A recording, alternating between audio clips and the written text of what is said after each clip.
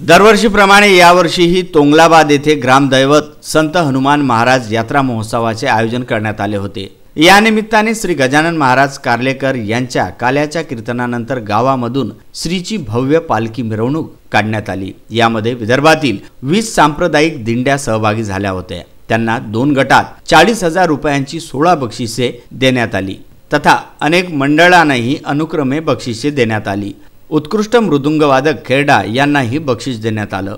बक्षीस वितरण व दहीहंडी नंतर भव्य दिव्य असा 6,000 भाविकांना महाप्रसाद वितरित करण्यात आला। कार्यक्रमाची सांगता युवा कीर्तनकार शिवलीला पाटील यांच्या विनोदी कीर्तनानंतर झाली। यावेळी गावातील सरकारी सेवेत रुजू झालेले सारिका दीपक ददगाळ व मनीषा भास्कर जवळकर या महिलांचा सत्कारही करण्यात आला। तसेच दरवर्षी गावात येणाऱ्या माहेरवशी लेकीचा सन्मान म्हणून एका गाव लेकीला ईश्वर चिठ्ठी काढून छायाताई विनोद मैद स्मृती पित्यर्थ माहेरवाशीन सन्मान पुरस्कार प्रदान करण्यात आला। गावातून निघालेल्या मिरवणुकीत समाज प्रबोधनपर झाकी, आकर्षण देखावे, रांगोळ्या यामुळे गावाला पंढरीचे रूप प्राप्त झाले होते।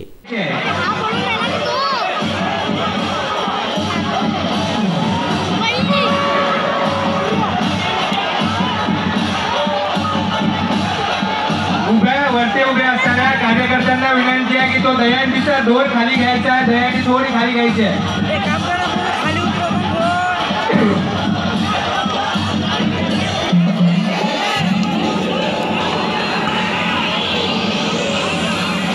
वरती उभ्या असणारा वैभव ते दहीहंडीचा दोर खाली घ्यायचा आहे।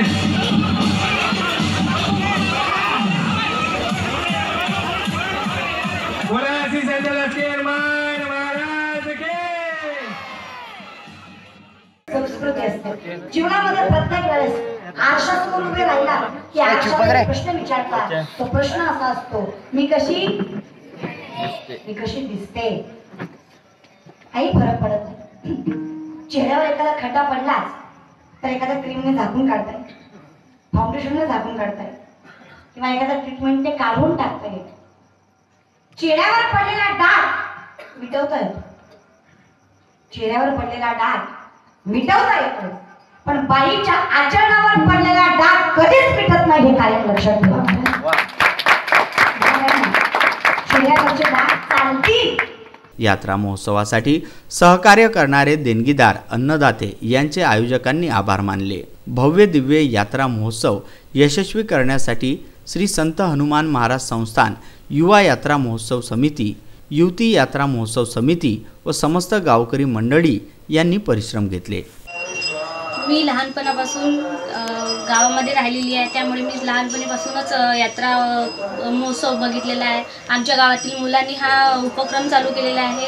आधी दिवाळीला ज्या माहेरवाशिनी बाहेरगावी आहे त्या दिवाळीला किंवा उन्हाळ्याच्या सुट्टीमध्ये न येता यात्रा या महोत्सवाला येत असतात।